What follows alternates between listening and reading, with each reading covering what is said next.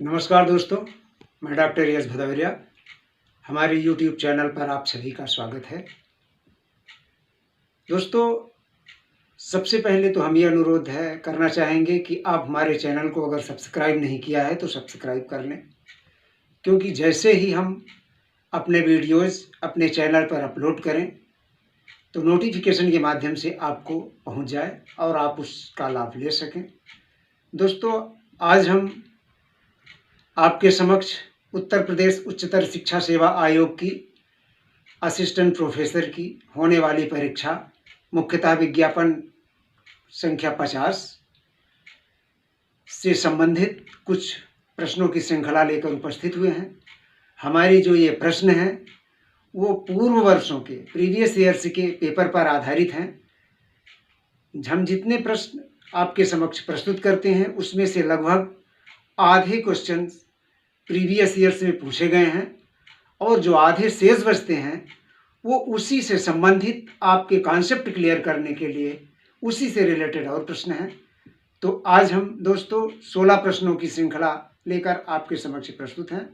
इन्हीं 16 प्रश्नों पर हम आपसे चर्चा करेंगे और आपको जितने हम प्रश्न आपके समक्ष प्रस्तुत करेंगे निश्चित है कि आपको एक नए कॉन्सेप्ट के साथ होंगे। तो आइए देखते हैं आज के प्रश्नों की श्रृंखला हमारी कैसी है। तो आइए देखते हैं हमारा आज का पहला प्रश्न ये है। शिक्षण प्रतिमान में मुख्यतः शामिल नहीं होते हैं। तो शिक्षण प्रतिमान में शामिल क्या नहीं है इसमें?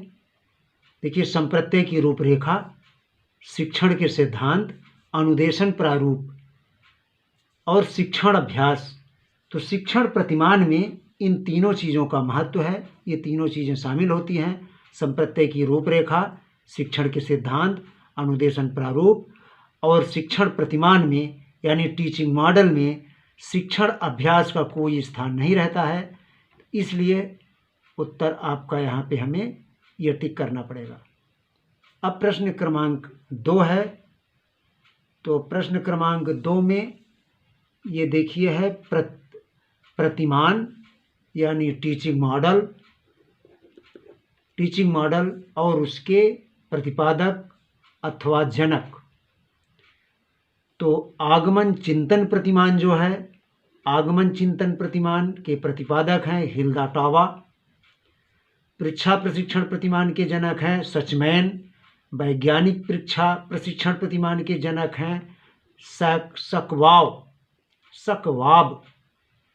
वैज्ञानिक परीक्षा प्रशिक्षण प्रतिमान और विकासात्मक प्रतिमान के जनक हैं जीन पियाजे। संप्राप्ति प्रतिमान के जनक हैं ब्रूनर। दिशा विहीन प्रतिमान के जनक हैं कार्ल रोजर। अंतःक्रिया प्रतिमान के जनक हैं फ्लेंडर। सामाजिक अंतःक्रिया प्रतिमान के जनक हैं जॉन डीवी। प्रयोगशाला विधि प्रतिमान के जनक हैं बेदल व मेने। अग्रिम संगठन प्रतिमान या उन्नत व्यवस्थापक प्रतिमान, इसके जनक हैं आशुवेल।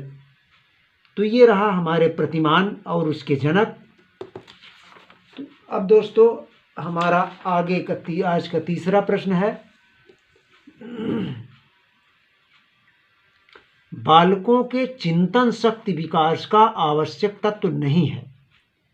4 विकल्प दिए हुए हैं। बालकों के चिंतन शक्ति विकास का आवश्यक तत्व नहीं है। तो ये देखिए, समस्या समाधान जो है ये बालकों के चिंतन शक्ति विकास का ये आवश्यक तत्व है। समस्या समाधान की ओर अगर बालक अग्रसर है तो निश्चित है कि उसमें चिंतन शक्ति का विकास हो रहा होता है।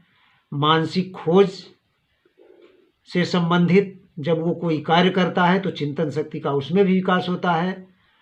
अनुभव आधारित अगर संप्रेषण है उसमें भी चिंतन शक्ति का विकास होता है। अगर कोई चीज़ अनुभव आधारित कोई चीज़ जो वो बच्चा संप्रेषित कर रहा है उसमें भी कुछ चिंतन शक्ति का रोल होता है, उसकी भूमिका होती है। काल्पनिक अभिव्यक्ति अगर करता है वो, तो उसमें चिंतन शक्ति का विकास नहीं होता है। अतः काल्पनिक अभिव्यक्ति जो है बच्चों के चिंतन शक्ति विकास का आवश्यक तत्व नहीं है। प्रश्न क्रमांक 4 है, पियाजे के पूर्व प्रक्रिया अवस्था प्री ऑपरेशनल स्टेज, ये है दूसरी अवस्था है। पूर्व संक्रिया की अवस्था जो है ये पियाजे की संज्ञानात्मक विकास की दूसरी अवस्था है। पहली अवस्था है सेंसरी मोटर स्टेज और दूसरी है प्री ऑपरेशनल स्टेज। तो प्री ऑपरेशनल स्टेज की मुख्य विशेषता क्या है? इसमें मुख्य विशेषता इसकी यह है कि बच्चा वस्तुओं और शब्दों में संबंध स्थापित करने लगता है। अगर उसको दिखाओ, शब्द बोलिए, अगर आप पेन दिखा देंगे तो वह समझने लगता है कि यह जो वस्तु दिखाई जा रही है उसे वह पेन ही है। तो संबंध शब्द को अगर हम यहाँ पर फोकस करते हैं कि पियाजे के पूर्व प्रक्रिया अवस्था की मुख्य विशेषता जो है वो है संबंध। और किसमें संबंध? किन्हीं भी मूर्त और अमूर्त विषयों में संबंध वह स्थापित करने लगता है। अब है प्रश्न क्रमांक 5, मेस्लो के अनुसार आवश्यकताएं। मेस्लो के अनुसार आवश्यकताएं कौन कौन सी हैं? तो ये देखिए, मेस्लो ने 5 आवश्यकताओं का उसने जिक्र किया है। तो सबसे पहले शारीरिक, फिर उसके बाद सुरक्षा, उसके बाद स्नेह, उसके बाद आत्मसम्मान और फिर अंत में बच्चा आत्मसिद्धि चाहता है। यानी सबसे पहली आवश्यकता व्यक्ति की क्या है? शारीरिक। उसको शारीरिक आवश्यकता की पूर्ति चाहिए। जब शारीरिक आवश्यकता पूरी हो जाती है तब उसके दूसरे नंबर पे बात आती है उसकी सुरक्षा, फिर उसे चाहिए, फिर उसे स्नेह चाहिए, फिर उसे आत्मसम्मान चाहिए, और जब आत्मसम्मान भी मिल जाता है तो फिर आत्मसिद्धि चाहिए। अगला चीज है प्रश्न नंबर 6, विकास का मनोसामाजिक सिद्धांत। विकास का मनोसामाजिक सिद्धांत, यानी ये विकास का मनोसामाजिक सिद्धांत व्यक्तित्व विकास से तात्पर्य है। तो व्यक्तित्व विकास का जो मनोसामाजिक सिद्धांत है वो है एरिक्सन का। एरिक्सन ने दिया है। अब आता है प्रश्न कि एरिक्सन ने व्यक्तित्व विकास की कितनी अवस्थाएं बताई हैं? तो वो है 8 अवस्थाएं। एरिक्सन ने व्यक्तित्व विकास की 8 अवस्थाएं बताई हैं। प्रश्न क्रमांक 8 है, एरिक्सन ने व्यक्तित्व विकास की अवस्थाओं का वर्णन तथा व्यक्तित्व का मनोसामाजिक सिद्धांत का वर्णन किस पुस्तक में किया है? एरिक्सन ने अपनी जो ये मनोसामाजिक सिद्धांत का वर्णन किया है, जो 8 अवस्थाएं बताई है विकास की, वो एक पुस्तक में लिखा है। उस पुस्तक का नाम है चाइल्डहुड एंड सोसाइटी, बचपन और समाज। चाइल्डहुड एंड सोसाइटी, इसमें एरिक्सन ने व्यक्तित्व विकास की 8 अवस्थाओं का वर्णन किया है। अब प्रश्न क्रमांक 9 है। प्रश्न क्रमांक 9 है, व्यक्तित्व का सामाजिक सीखना सिद्धांत, social learning theory of personality. तो ये है अल्बर्ट बंडूरा का। बापडाल का वर्णन भी उसने इसी में किया है, इसी सिद्धांत को समझाने में, इसी लर्निंग को समझाने, इंटरप्रेटेट करने में। अब अगला प्रश्न है 10, अधिगम अनुभवों को निर्देशित करना है। अधिगम अनुभवों को निर्देशित करना क्या कहलाता है? तो वो है शिक्षण, टीचिंग। अधिगम अनुभवों को, जो लर्निंग एक्सपीरियंस है, उनको डायरेक्ट करना, निर्देशित करना, ये शिक्षण है। अगला प्रश्न है हमारा 11, विशेष शिक्षा, स्पेशल एजुकेशन। विशेष शिक्षा का तात्पर्य है जो दिव्यांगों की शिक्षा से। तो दिव्यांगों की शिक्षा का तात्पर्य उनसे संबंधित जो स्पेशल बीएड होता है, विशेष शिक्षा, स्पेशल एजुकेशन की मान्यता देता है। तो कौन देता है? विशेष शिक्षा में जो बीएड होते हैं तो उसकी मान्यता कौन देता है? तो आप यहाँ पे कुछ लोग गलत कर देते हैं, वो एनसीटीई लिख देते हैं। तो एनसीटीई विशेष शिक्षा में एजुकेशन से संबंधित जो संस्थाएं होती हैं उसकी मान्यता आरसीआई देता है, यानी भारतीय पुनर्वास परिषद, माने central rehabilitation council of India. अब प्रश्न क्रमांक हमारा है 12।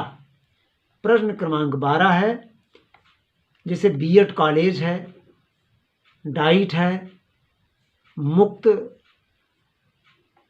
डाइट से हमारा कहने का तात्पर्य है जहाँ पर डिप्लोमा इन एजुकेशन जहाँ होता है, शिक्षा में डिप्लोमा। तो शिक्षा में डिप्लोमा जो संस्थाएं हैं, प्राइवेट जो संस्थाएं हैं या जो भी हैं, उसको कौन मान्यता देता है, उसकी बात हो रही है। मुक्त दूरस्थ माध्यम शिक्षक शिक्षा, open distance mode teacher education. ये जो ओपन टीचर एजुकेशन में जो मुक्त शिक्षा के जो केंद्र हैं उसकी भी मान्यता की बात है यहाँ। शारीरिक शिक्षा यानी फिजिकल एजुकेशन, प्रारंभिक शिक्षा में डिप्लोमा, कला एवं संगीत शिक्षा की शिक्षक शिक्षा, कला एवं संगीत शिक्षा, इन सभी की मान्यता की बात अगर आती है, मान्यता कौन प्रदान करता है? तो वो है एनसीटीई। इन सभी को छोड़ करके अगर हम विशेष शिक्षा की बात करें तो वो आरसीआई देता है।